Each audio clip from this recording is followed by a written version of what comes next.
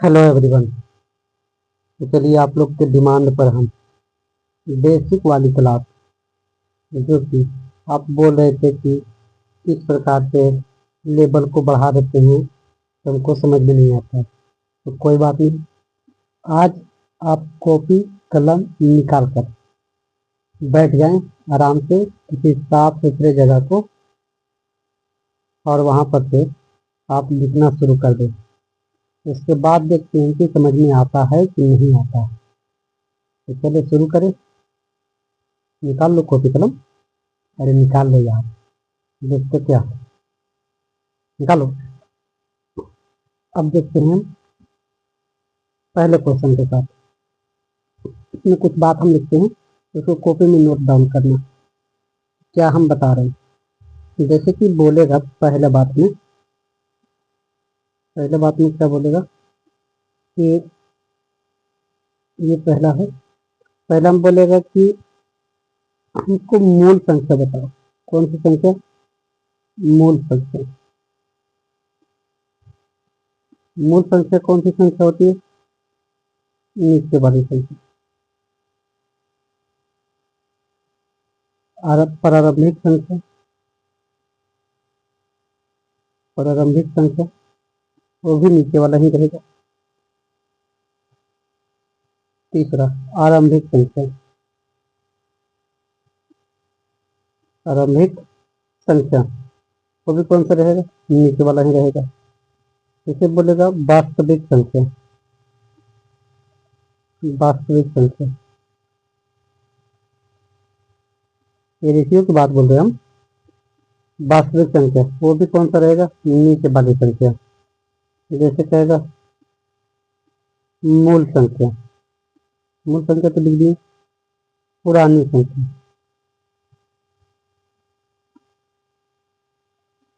पुरानी संख्या वो भी क्या रहेगा? नीचे वाली संख्या। अब नई संख्या की बात आएगा तो वो जुड़ेगा, घटेगा, भाग होगा, गुना होगा, उसके बाद बनता है नई संख्या। तो अब हम शुरू करते हैं पहले क्वेश्चन से। बात को समझना। एक बात समझ में गए तो बाकी का 10 क्वेश्चन निपटा दोगे। तो आराम से समझना। कहता क्या है कि एक विद्यालय में लड़कों की संख्या लड़कियों की संख्या का 12/7 गुना। तो ये काट के की जब लगा रहता है ना, तो वो नीचे वाले वैल्यू को दर्शाता है।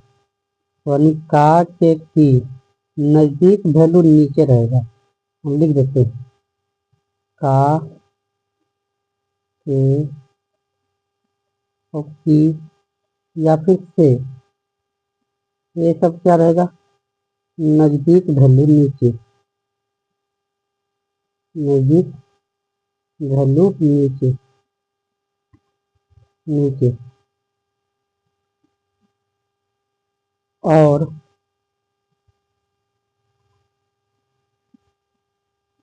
दूर वैल्यू ऊपर रहेगा। दूर वैल्यू ऊपर। और ऊपर कहेगा, कभी कभी कहता है, अब आगे बढ़ेंगे धीरे धीरे, ऊपर रहेगा। ये हमेशा ध्यान रखना।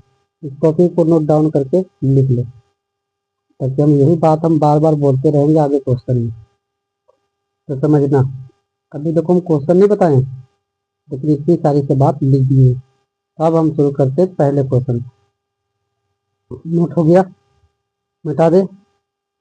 चलो तो मिटा देते हैं।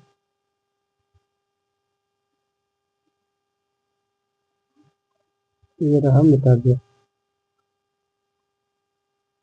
चलो अब हम शुरू करते हैं। उड़ेगा क्वेश्चन अब। कहता है लड़कों की संख्या लड़कियों की संख्या का लगा है, तो नजदीक वैल्यू कहाँ रहेगा? नीचे। यानी कि ये जो बॉय वाली संख्या रहेगा और गर्ल की जो संख्या रहेगा कितना रहेगा? गर्ल वाली संख्या 7। और दूर में जो रहेगा उसके ऊपर रहेगा। दूर में कौन लिखा है? लड़कों। तो लड़कों की संख्या हो जाएगा 12। तो 12:7।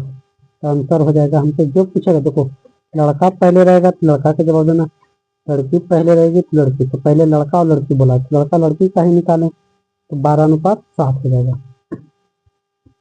और यही गर्ल और बॉयज का पूछता, पूछता, ऐसा नहीं बोले तो बता रहे, पूछ सकता है, पूछता, तब उल्टा मारते 7:12 को टिक लगाते, न कि हम पूछते। तो ऐसे पूछता तब, यानी कि पहला नाम पहला रेशियो, दूसरा नाम तो दूसरा वाला रेशियो। चले समझ में आया? आगे बढ़े। दूसरा सवाल कहता है, एक छात्रावास में लड़कों की संख्या पूरे विद्यार्थियों की संख्या का, पूरे विद्यार्थी मतलब होता है लड़का लड़की मिलाकर, लड़का लड़की मिला के ही देख लेते। तो बताओ, ये टोटल है, और जिसमें से बॉयज स्टूडेंट्स है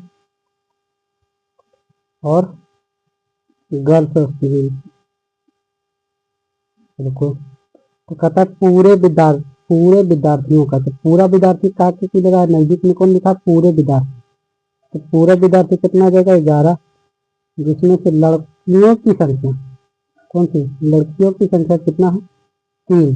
तो लड़कों की संख्या जैसे देखो टोटल पता चल गया कि 11 है, तो लड़कियों की संख्या 3 हो गया, तो 11 में से 3 घटा दो तो निकल जाएगा 8, और लड़कियों की संख्या निकल गया 3। तो हम तो जो पूछेगा बता देंगे, लड़कों और लड़कियों की हम निकाले भी हैं, लड़कों और लड़कियों की, तो 8:3 आ जाएगा। ये रहा आंसर। अब आगे बढ़े। अब रहा ये तीसरा सवाल, बनाते भी जाना है खुद से, क्वेश्चन को हम 1 सेकंड देंगे पढ़ने के लिए, पढ़ के बनाओ। एक फल की टोकरी में आम तथा सेब रखे हैं, इनमें से आम की संख्या टोकरी में रखे कुल फलों का 5/12, तो इसमें से कुल फल कितना है? टोटल फ्रूट, ये लीजिए फ्रूट, चलो ये टोटल फ्रूट कितना है? 12, जिसमें से आम कितना है और सेब कितना है? क्योंकि आम और सेब ही है, तो आम कितना है? इसमें आम की संख्या 5 है, और टोटल कितना है? 12, तो 12 में से 5 घटा दो, मिल जाएगा सेब की संख्या 7, तो 5 अनुपात निकल जाएगा 7। हमसे पूछा है, उसका जवाब देना है आम और सेब, तो आम और सेब ही निकाले हैं, तो 5:7 हो जाएगा हमारा आंसर।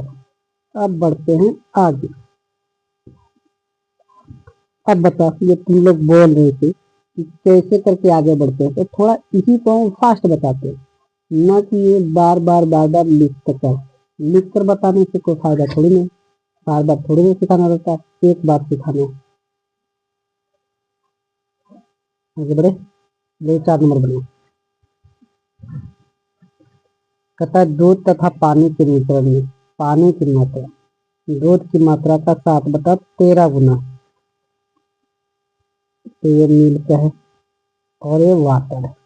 तो ये तो कहता है दूध की मात्रा का 7/13 गुना, तो दूध की मात्रा 13, और पानी का दूर वाला वैल्यू रहेगा ऊपर, दूर वाला वैल्यू रहेगा ऊपर, तो कितना है? 7, तो 13:7। हमसे जो पूछेगा उसी को बताना, पहले दूध है और फिर बाद में पानी, तो पहले दूध बाद में पानी, ऐसा ही निकाले 13:7, आंसर हो जाएगा बी।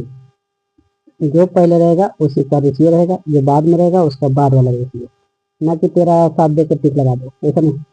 जैसे पूछेगा, अगर पूछता पानी और दूध का, तब मारते हम 7:13, लेकिन ये तो पूछा नहीं है, ये वाला टिक ना लगाएगा। बढ़ते आगे, चलो अब नंबर 5 रहा, चीनी तथा पानी के एक घोल में पानी की मात्रा पूरे घोल का, पूरे मतलब चीनी और पानी मिला के, तो चीनी और पानी मिला के एक टोटल घोल है, टोटल मिक्सचर, जिसमें से क्या है? चीनी भी है, शुगर है और वाटर है। तो हमसे पूछा, यानी टोटल कितना है? 13, जिसमें से ये दूर वाला वैल्यू रहेगा ऊपर, तो दूर में लिखा कौन है? पानी लिखा है, तो पानी कितना आ जाएगा? 6, तो चीनी कितना आ जाएगा? पानी यहाँ लिखा है ना, चीनी कितना आ जाएगा, 13 में से घटा दो 6 तो 7 मिल जाएगा।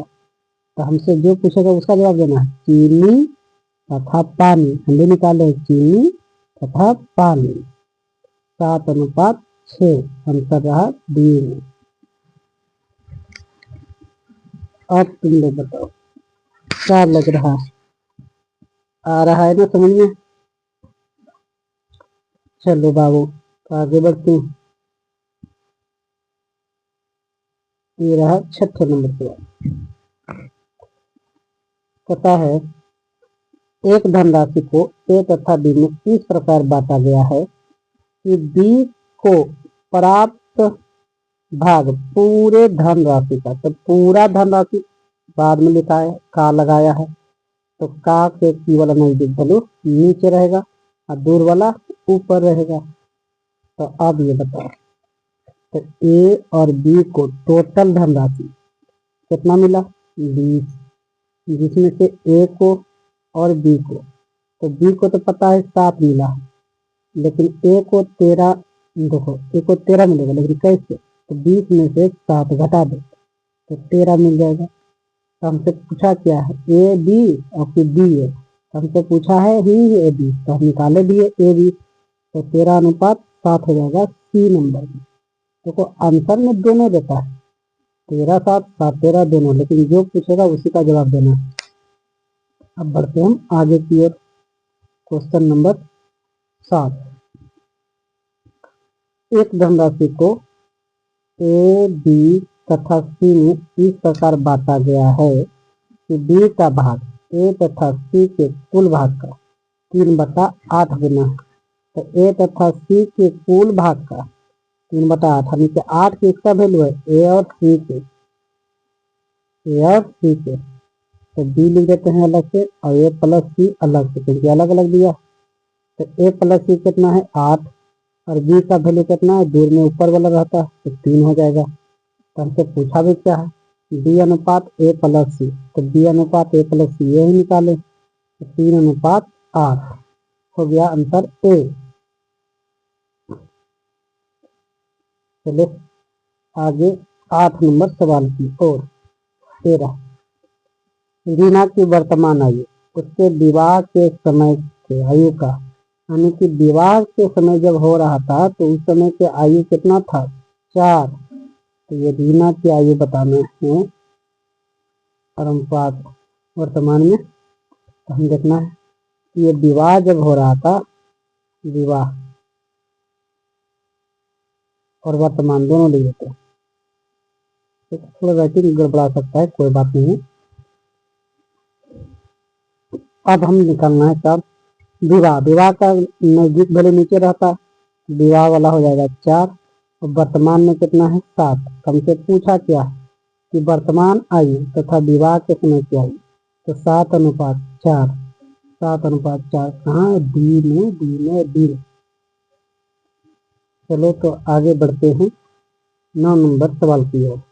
देखो छापते जाओ और हमसे जल्दी बनाने की कोशिश करो।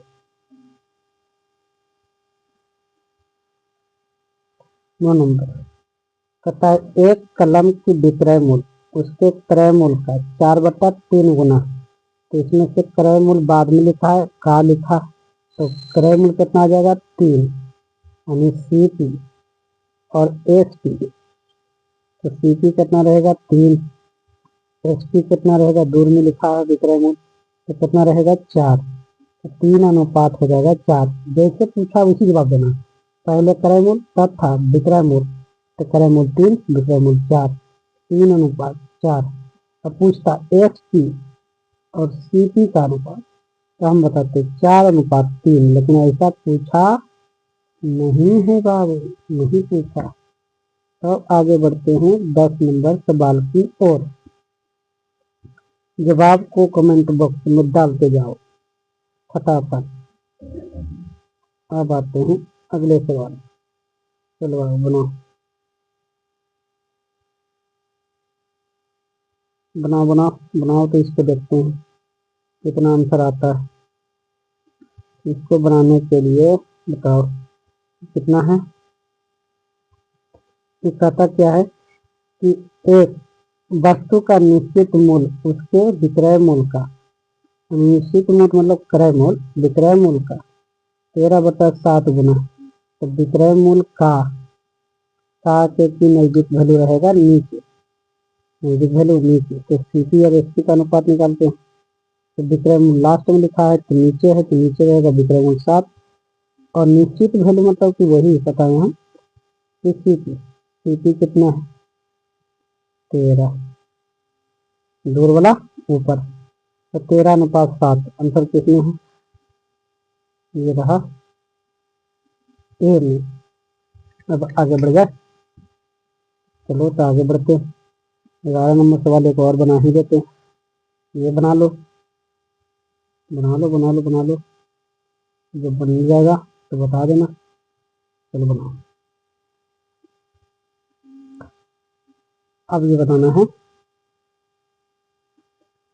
कि राम की आयु श्याम की आयु का 5/4 गुना, तो श्याम की आयु कितना है 4, राम और श्याम की आयु कितना है 4, राम वाला दूर वाला बता रहे हैं कि ऊपर आता, तो राम की आयु कितना निकलेगा 5। तो हमसे पूछा क्या, राम तथा श्याम, तो राम तथा श्याम ही निकालें, तो कितना आ जाएगा 5/4। तो आज की क्लास हम रखते हैं यहीं तक, तब तक को इस वीडियो को बढ़िया से देख लो, क्वेश्चन को उतारना है तो उतार लो, और आगे को शेयर कर दो, और लाइक कर लो, सब्सक्राइब कर दो, बस इतना काम करना है तुमको।